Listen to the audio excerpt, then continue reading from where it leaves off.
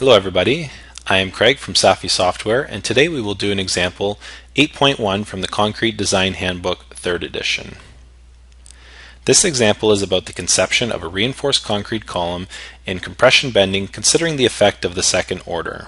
This example will allow us to use most of the tools offered in the concrete calculator. In this example, we consider a 10-story office building laterally braced against a side sway by an elevator shaft. We thereby consider that the stability factor Q is much less than 0.05. The building has an atrium opening at its second floor with a 2-story height column that needs to be designed. The framing beams on are 400 mm wide and 500 mm deep with a 7-meter center-to-center span. The beam depth includes the slab thickness of 150 mm. Each story height is 4.3 meters and 40 MPa concrete is used for all beams and column of this building. Reinforcement bars used are 400 MPa. It is assumed the bracing elements that provide full resistance against the lateral loads. The unfactored loads are the following. With the unfactored load presented previously, it is possible to calculate the factored load for this example. The second case governs the design. We can enter the compression load of 4,200 kilonewtons and the z-axis bending moment of 281 kilonewton meters. There is no moment in the y-axis. For this example, we are considering the second order effect, which we can select the checkbox. In the second order effect window, we can assign the top bending moment M1 as 281 and the bottom moment 31 kilonewton meters. Since both the moments are positive, we have a double curvature in the beam. For the second order calculation, it is possible to specify the buckling factor and the buckling length. With the following calculation, according to the clause 10.14.1.2, allows us to obtain the factor PSI of 1.8 for both edges of the beam and gives us a buckling factor K of 0.84 with table 8.2. The buckling length is 8,100 millimeters, which is the length of the beam. 8,600 millimeters minus 2,250 millimeters is half of the framing beams.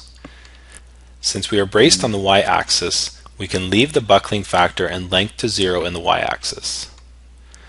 The ratio of sustained loads is the ratio of the factored axial dead load to the total factored axial load as 2,220 over 4,200, which gives us 0.53.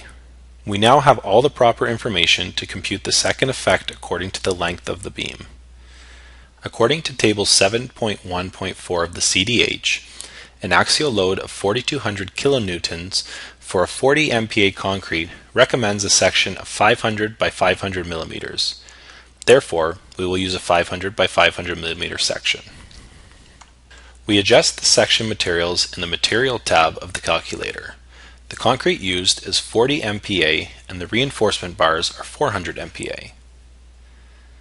We will make this design with the Canadian reinforcement bars of 25 for the longitudinal reinforcement and 10 for the ties. We will set the reinforcement ratio 0.01 as 0.025 per symmetrical sides. Reinforcement is symmetrical. By running the analysis, we have an overview of the different resistance values. The factored axial load resistance was 0 moment. The maximum factored axial load resistance. Nominal axial ultimate strength was 0 moment.